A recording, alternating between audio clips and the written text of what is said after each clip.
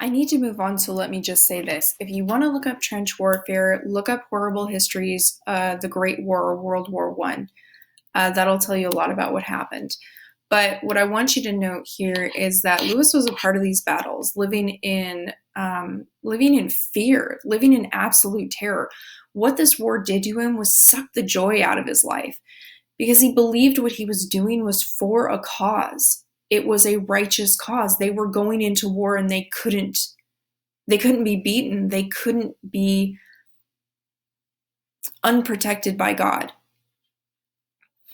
And if we look at this, it says after 5 months in the trenches, Lewis had had enough of war. It says the frights, the cold, the smell of high explosive, the horribly smashed men still moving like half-crushed beetles.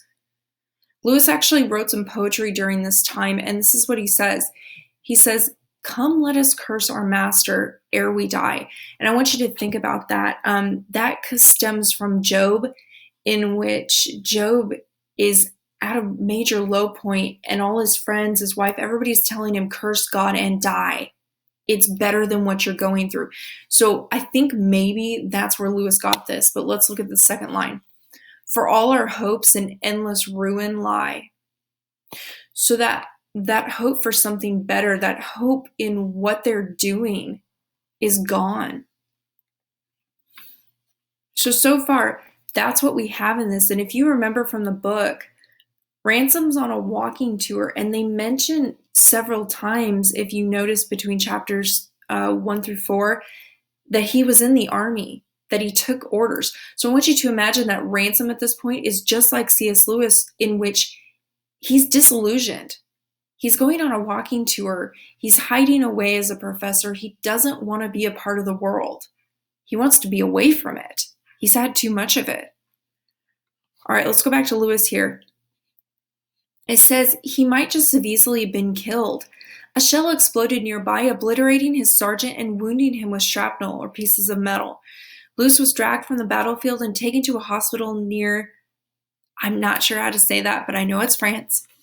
And Lewis says, I could sit down and cry over the whole business, and yet, of course, we both have too much to be thankful for. This is him writing to his dad. He says, if I had not been wounded when I was, I should have gone through a terrible time. And here's something you need to remember. It says it was a terrible war, the most brutal and destructive conflict the world had ever seen. What you're about to read here is a quote from Winston Churchill, and what his quote means is that this war was so bad that they were to the point where the only two things they hadn't tried and were forced to do were cannibalism and torture. And he says we were getting close to that point. It says, on average, roughly 6,000 men were killed every day of that war. 9.5 million soldiers lay dead. Millions more were wounded. Even Lewis lost most of his closest friends in that last year of conflict. So a generation of people died in this war. So as you read the article, you'll notice that Lewis tends toward the more spiritual after this war because he's looking for something. In this paragraph right here, it talks about how disillusioned they were. This mood of doubt, this idea, they say specifically the butchery of the First World War. Okay, it created a mood of doubt, disillusionment. Remember that cupcake, you bite in, and it's awful. Okay, these people bit into this cause of World War I and the romanticism and the fighting and being patriotic and brave. And T.S. Eliot writes, it was a wasteland. I think we are all in Rat's Alley, where the dead man lost their bones. Enric Remarque here writes on All Quiet on the Western Front that he saw a generation of men weary, broken, burnout, rootless, and without hope. So I want you to think about Ransom in this sense.